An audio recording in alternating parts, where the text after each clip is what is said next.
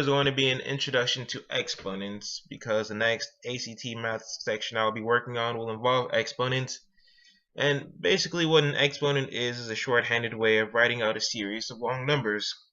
So instead of writing out 5 times 5 times 5 and so on, mathematicians came up with the exponent to simplify that and shorten those expressions to 5 squared and 5 cubed and so on.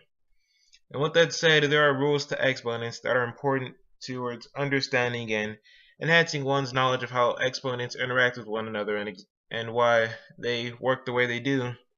And with that said, I have 13 of the most important exponent rules.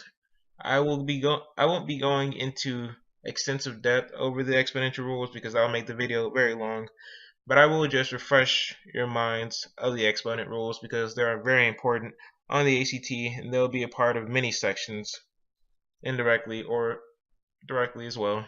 So the first exponential rule. The first exponential rule is a to the power of m times a to the power of n equals a to the power of m plus n. This rule is the way it is because as long as you're multiplying exponents with the same coefficient, you can just add the exponents together and you will get the same value as you would have with the expression separated as it is on the left side. Now with that said, as we segue into the second exponential rule, the second one is very similar to the first one. The second one is that if you divide two exponents with the same coefficient, the exponents will just end up subtracting from one another. So in the second exponential rule, you get that a to the power of m divided by a to the power of n equals a to the power of m minus n. In this instance, they're not being added because division is the opposite of multiplication. However, they are being subtracted, and that is a more shorthanded way of writing out the expression to the left side. And for the next three rules go hand in hand very well with one another. They're very similar, so they'll be easier to connect. With the third exponential rule, it's similar to the distributive property in that if you're multiplying an exponent, or if you have an exponent outside of a parentheses, you're going to just multiply that exponent to the exponent inside of the parentheses. So it's very much like the distributive property rule we learn in algebra and so on. And similarly for rules 4 and 5, Rule 4 just states that if you have an exponent outside of the parentheses, you have to distribute it to every other number inside the parentheses or variable. So in the instance of rule number 4, you have the n being distributed to a and b as an exponent, not a number. It's important to understand that distinction. As well as with number 5, you have the exponent being distributed to the numbers in relativity to its status as numerator and denominator. So you go from a over b to the power of n to a to the power of n over b to the power of n. It's a very shorthanded way of writing out these long rules. Now with these next rules, so rule number 6, it's 1 over a equals a to the power of negative 1. A to the power of negative 1 would just be written out the way it is, because if you're going to have a negative exponent, that means you put the reciprocal of what the exponent and the negative is.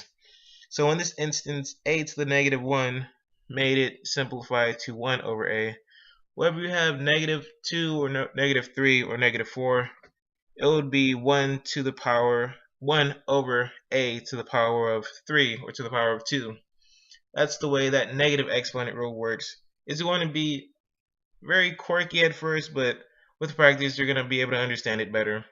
And with exponent rule number 7, it's very similar to that of 6, except you just have an n.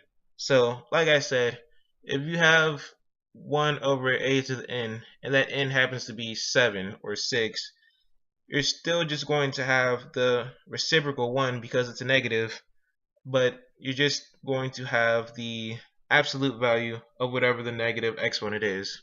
So a to the power of negative 7 would be 1 over a to the 7th, and so on and so forth. And with these final exponent rules, you have exponent rule over 8, which is a to the power of 0 equals 1. If you're not multiplying any number by anything, you're just going to be left with the single numerical value of 1. That's a very easy rule to process. And then number 9, the square root of a equals a to the power of 1 over 1/2. That rule works the way it does because if you have 1/2 as an exponent, that's going to be the opposite of squared.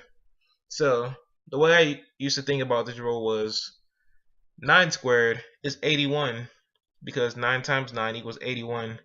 However, if you're going to make it 9 to the power of 1/2, you would have to find the two values, the number that when multiplied by itself will equal the value of a. It's another confusing thing you might see at first, but it's an important rule. You're going to see that rule a lot as well.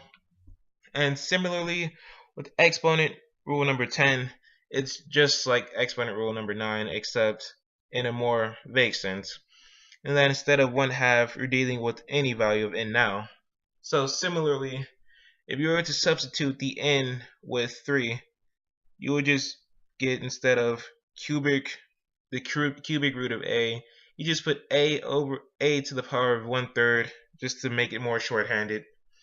And the last three rules, square root of a times b equals the square root of a times b. That rule is the way it is because as long as two variables are under the same exponent, you can divide them into as many clouds as you want because that's the way they can work.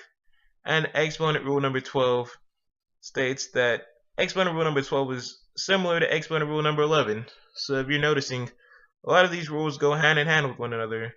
So exponent rule number 12 is that the square root of a over b will be the square root of a divided by the square root of b. So like this, so it's like the 11th rule, in that if you have any variables under the same square root cloud, you can manipulate them to be as they were inside the square root, except with the extra square root, as strange as that may sound.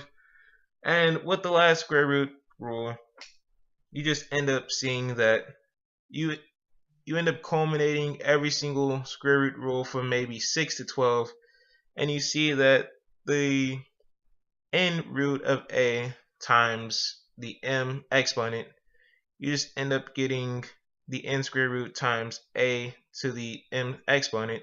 It's a very self-explanatory rule, but ultimately it shapes out to be a to the power of m over n.